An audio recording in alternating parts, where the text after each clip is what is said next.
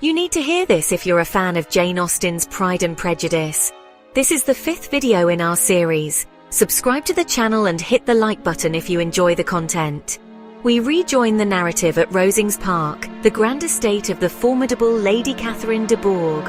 Elizabeth Bennet finds herself an unwilling guest, invited solely to appease the curiosity of her ladyship, who happens to be Mr. Darcy's aunt. The atmosphere at Rosings is thick with formality and pretension. Elizabeth, with her sharp wit and independent spirit, feels utterly out of place. Lady Catherine, a woman accustomed to deference and obedience, finds Elizabeth's forthright nature unsettling.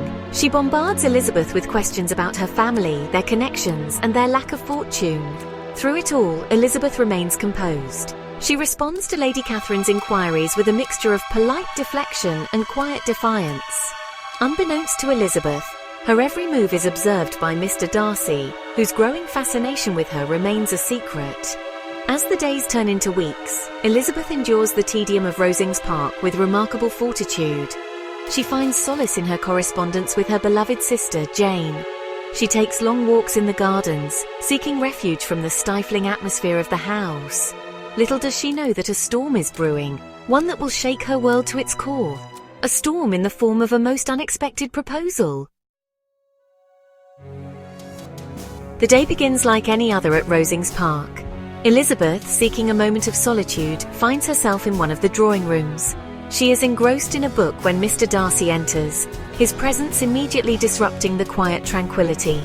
His demeanor is serious, his eyes filled with an intensity that sends a shiver down Elizabeth's spine. He approaches her, his words measured and deliberate. He speaks of his admiration for her, an admiration that has grown despite his initial prejudices. Elizabeth listens, a mixture of disbelief and apprehension washing over her. This cannot be happening. This man who once scorned her family and insulted her very being, is now declaring his affection. Darcy, blinded by his feelings, mistakes Elizabeth's silence for encouragement. He continues, his words tumbling over each other as he paints a picture of their future together.